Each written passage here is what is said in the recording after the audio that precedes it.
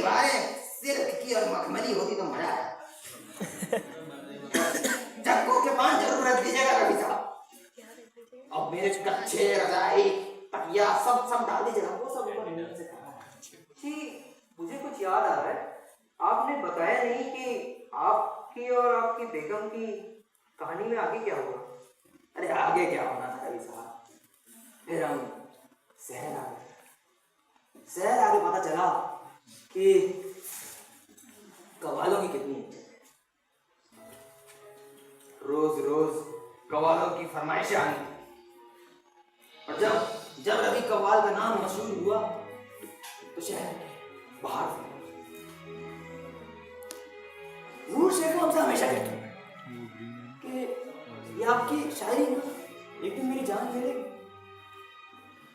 एक दिन हम शहर के बाहर कार्यक्रम कर ही रहे थे, कोई आता हमारे कान में गुदगुदाता है, नूर शेखों की तबीयत सही नहीं है रवि साहब। फौरन सब छोड़ छाड़ के घर आए, देखे कि नूर शेखू लेटी है, घर में डॉक्टर है और बाकी के भी मौजूद। हम नूर शेखू के पास गए, डॉक्टर ने हमारे कान में कुछ कहा, बाकी घर के सारे लोग नूर देखिए हमें माफ कर दीजिए नूर, हम आपको कभी छोड़ के नहीं जाएंगे नूर। देखिए आप अगर नहीं बोलेंगे तो हम नाराज हो जाएंगे आपसे, हमें माफ कर दीजिए। ये नूर है कि बोलती ही नहीं, देखिए ना नूर नूर नूर देखिए हम कभी कव्वाली नहीं गाएंगे।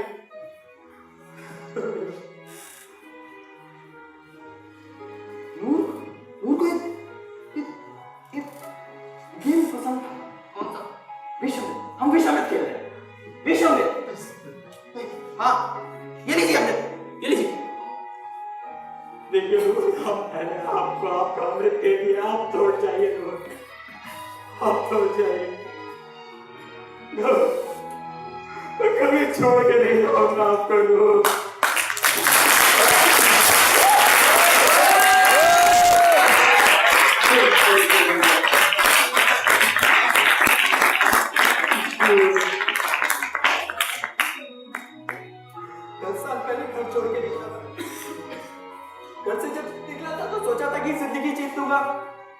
माँ बाप की सारी जरूरतें पूरी कर दूंगा, लेकिन इतना ही कमा पाया कि 2-3 रोटी और ये कमरा ले सकूं।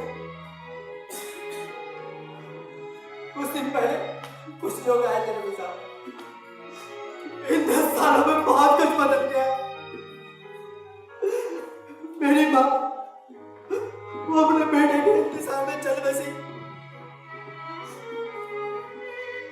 कैसे बताओ अपने पिता को कि कितना बेमासूम है, क्या बोले करके कर जाऊं मैं।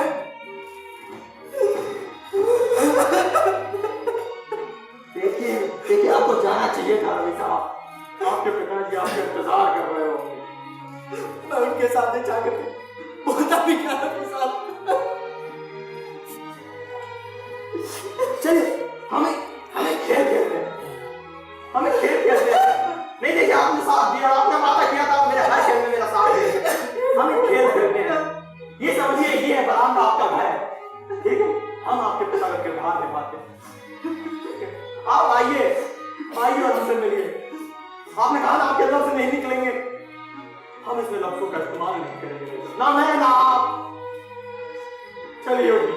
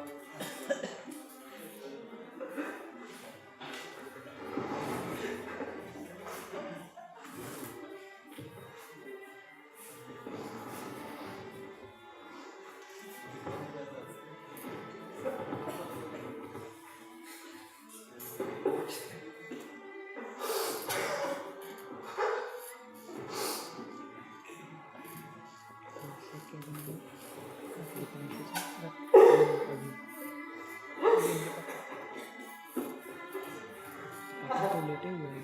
पापा तो लेटे हुए हैं।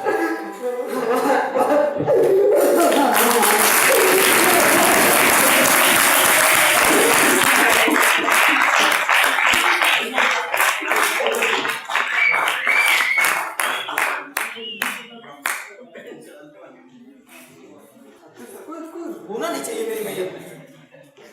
सब सब खुश रहने चाहिए, मतलब हर वक्त खुश रहने चाहिए। कैसे? अरे आपको समझ में नहीं आ रहा, मेरी मैयत में किसी को रोना नहीं आना चाहिए रवि साहब। मैं पहले ही बता देता हूँ। आप देखिए देखिए देखिए, आप मेरे ताबूत में जग्गू के पान ऐसे डालिएगा जैसे कि ये कोई पान की दुकान, कोई मैयत नहीं है। मेरी दाढ़ी को ऐसे बनाइएगा जैसे कोई चिड़िया है, ठीक है? मेरे बालों को ऐसे बनाइएगा जैसे कोई हीरोइन लेडी है।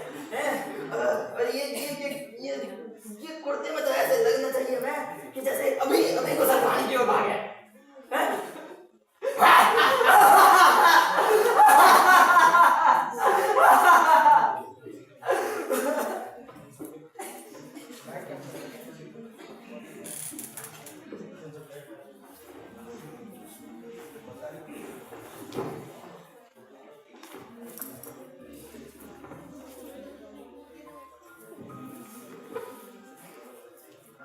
सही, पर रफी साहब का सपना पूरा हो गया।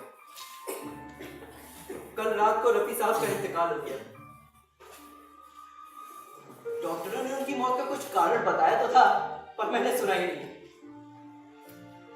रफी साहब की एक ख्वाहिश थी ना कि उनकी मैयत बहुत ही शानदार होनी चाहिए।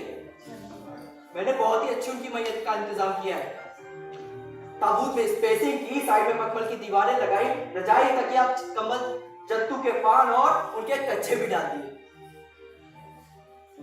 और उनके एक और ख्वाहिश थी कि जब भी वो जाए तो लोग उनकी कब्र को, मैयत में उसकी कब्र को देखते रहे।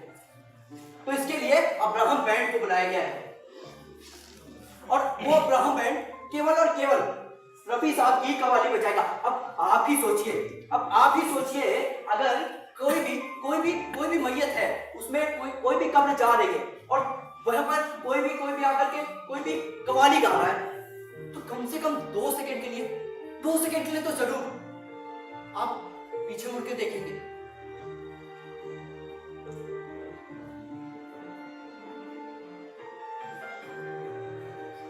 रफी साहब की एक और बात याद आ रही मुझे। उन्होंने कहा था ना उनके बैंक में 2 लाख रुपए, थोड़ा बहुत ही झूठा था। मेन बात तो यह है कि बैंक में रफी रशीद अहमद खान के नाम का कोई अकाउंट ही नहीं। वो तो लोग इन पे तरस खा करके इनके लिए काम करने को तैयार हो जाते थे।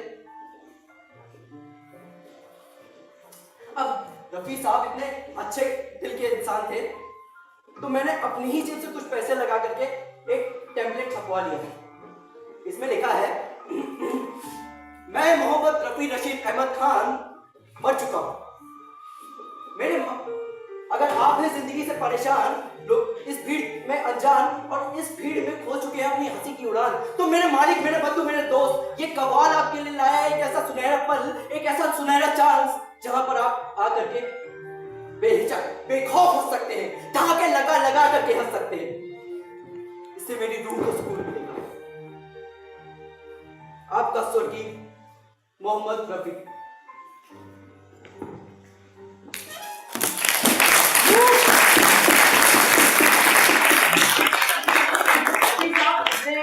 फेमस है कि आज उनकी मैयत में मैं अकेला बैठा हूं। अब मैयत ले जाने के लिए 4 आदमी की जरूरत तो होती है, तो मैंने 3 मजदूर बुलाए। और एक और खास बात, कुछ दिन पहले मैं गांव गया था, वहां पे ठीक वैसा ही हुआ जैसा रफी साहब ने मुझसे कहा था। तो मजदूरों चलो, तो जिंदगी जीने के 2 तरीके होते हैं। संत रफी रशीद अहमद खान ने कहा है कि जिंदगी जीने के 2 तरीके होते हैं। पहला ये कि सारी जिंदगी अपनी जिंदगी को कोसते रहो, या फिर दूसरा, जिंदगी को ऐसे जियो कि सामने वाला तुम्हारी जिंदगी को देख करके खुद की जिंदगी को कोसने लगे। दूसरा चुना तो ठीक, लेकिन पहला चुना तो सारी जिंदगी एक ही चीज कहते रह जाओगे, काश। दोस्तों, जिंदगी ऐसे जियो कि जिंदगी में में कभी काश ना कहना पड़े। तो क्यों चले